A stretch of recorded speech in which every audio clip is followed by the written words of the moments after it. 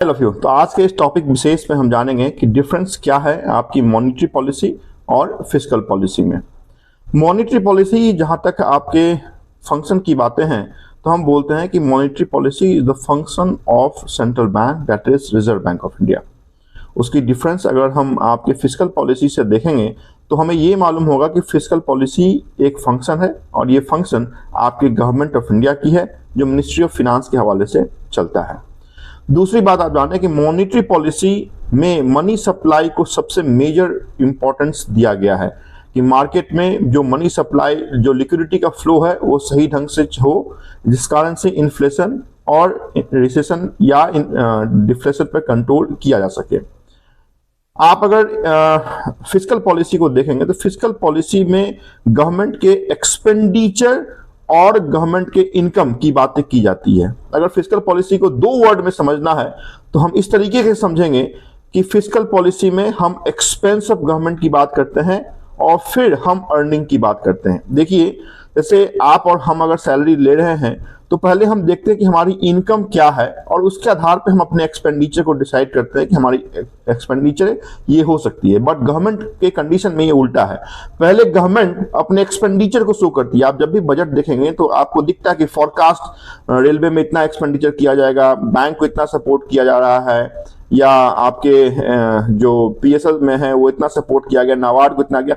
तो पहले government allocation of fund करती है आपके बजट में, जो बजट एक एक्सपेंडिचर और इनकम का ब्यौरा होता है। क्लियर? तो आपके फिस्कल पॉलिसी में इसी एक्सपेंडिचर और इनकम की बातें निहित होती है। तो ये बहुत इंपॉर्टेंट है कि आखिर फिस्कल पॉलिसी होता क्या है।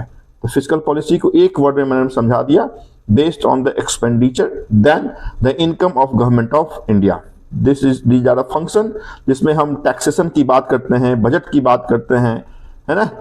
द मोटो, जो एम आप कह सकते हैं कि हमारी फिस्कल पॉलिसी या दूसरा जो पॉलिसी है आपका मॉनेटरी पॉलिसी, उसकी जो एम है उस एम में अगर डिफरेंस की बात करें तो लगभग जो आपका एम है वो लगभग सेम है। इकोनॉमिक स्टेबिलिटी सबसे मेजर रोल है, सबसे मेजर एम है और ये दोनों में है। मॉनेटरी पॉलिसी का भी मेजर रोल है, आपके इकोनॉमी में स्टेबिलिटी होनी चाहिए। फिस्कल पॉलिसी में भी यही निहित है कि इकोनॉमी में स्टेबिलिटी होनी चाहिए। अदर देन इकोनॉमिकल स्टेबिलिटी आपकी जो भी है कि प्राइस स्टेबिलिटी हो, फुल एम्प्लॉयमेंट हो, इकोनॉमिकल डेवलपमेंट हो, है ना, तो ये सब तो अलग अदर पार्ट है। But economical stability is one of the major function and these function is with monetary policy also and fiscal policy also।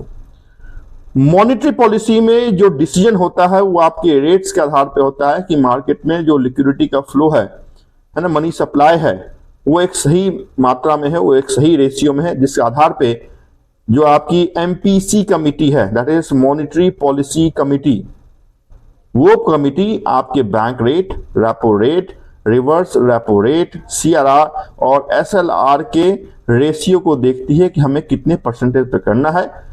Market में डिमांड एंड सप्लाई के आधार पे हम इसके परसेंटेज को चेंज कर सकते हैं आरबीआई के आधार पे। जो फिस्कल पॉलिसी में है वो आप ये जानें कि टैक्सेशन की बात आती है, एक्सपेंडिचर की बात आती है, तो ये आपके किसी रेट पे चलता नहीं है।